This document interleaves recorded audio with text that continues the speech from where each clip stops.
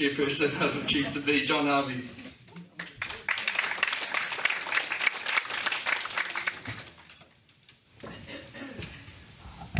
Thank you, Toast. You all right?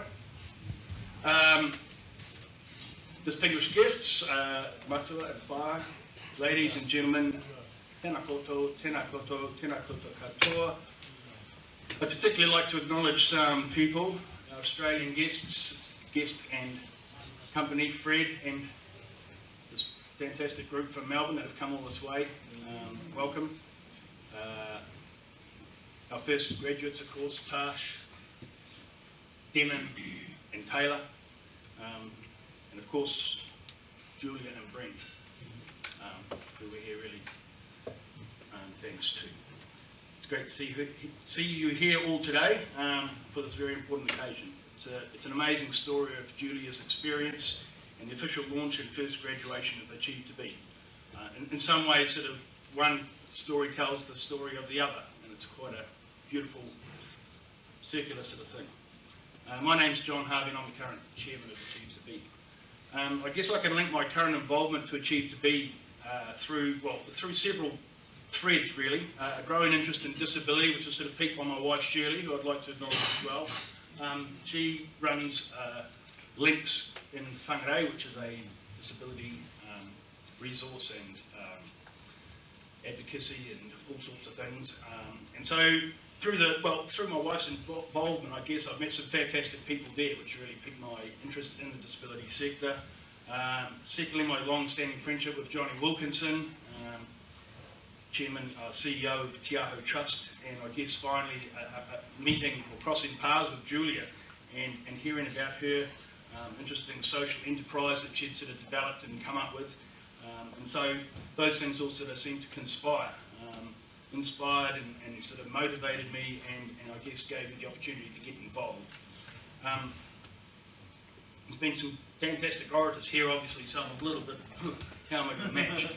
But I'm not going to try. But what I am going to do is I'm going to lend a little bit from Johnny's, something that Johnny wrote some time ago. In 2015, when Achieve2B was in its conception, Johnny wrote in his fairly famous column about attending an early Achieve2B workshop. And so I'm just going to lend a little bit from this as an excerpt from there. The social model of disability says that individuals aren't disabled. They may have impairments, but it is the environment, the community and the society they live in that disables them. When disabled people travel, their usual supports are stripped away. Overseas travel for youth is often a very positive, life-changing experience. For young disabled people, it can be profound. At our Achieve2B strategic workshop last weekend, I was disheartened to hear stories about a young person who has been poised to embark on a traditional student exchange program only to be turned down at the last minute when the country of their destination learned of their disability. Thus the need for a student exchange program that actively targets youth with disabilities to ensure this scenario never happened again. Clearly Julia's story and her vision, this is me talking again now, that's it. Clearly Julia's story and her vision for an exclusive exchange network resonated with Johnny. He's been a great mentor to Julia and an important part of our evolution to this point. When I came on board, Julia and her team of many amazing volunteers, supporters, had largely already developed this vision, created an organisation of real significance, and here we are today ready to take it to the next level. The value of the work done already achieved will be in the many tens of thousands, if not hundreds of thousands of dollars. Depends on who's sort of writing the bill out, I suppose, but it's absolutely very, very significant. And I guess some people have actually asked, well, why are we launching 3 years after conception? And I guess the answer is that it takes time to set up a multinational charitable organisation, assemble a team of highly skilled people, develop branding and a great website, attract funding, create financial systems that are auditable and past audit, all of those things. And to the standard of a small to medium enterprise, where huge resources are able to be poured into. And at the end of the day, if you want to be a serious player and you want to attract corporate and government funding, these are the things that you need. So it's been a long road to hoe.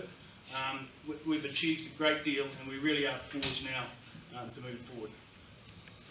Perhaps of equal importance for a confident launch, I guess you might say, is the story. We needed a story.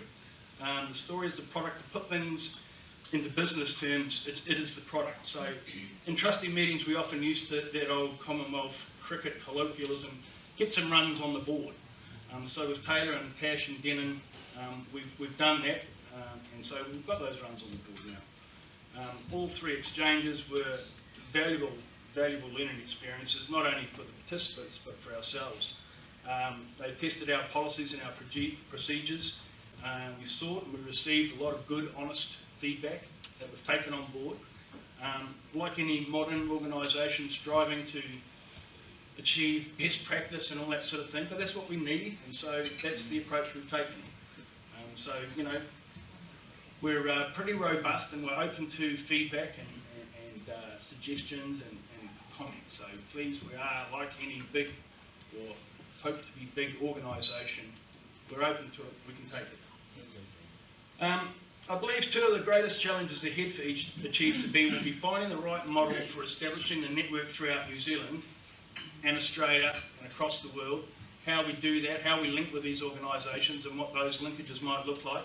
And I guess obviously the other thing is money. So we've been very lucky in terms of the networking side of it. We're very lucky to establish a great connection with Interchange out at East in Melbourne. Again, I acknowledge Fred and having come on to the Board of Trustees recently and his sort of, I know that they've got a history of those sorts of exchanges and stuff, so there's a lot we can learn from them, and obviously working with a very patient organisation while we blunder our way through making these connections and setting them up and making these things work. So thanks very much to Interchange out East. To follow the tangent of growth, I suppose, that we would like to aspire to, it's going to take a lot of money. We have managed to achieve a great start on a very modest budget, but realistically we need corporate and government funding to provide the security and certainty that we need to take this forward.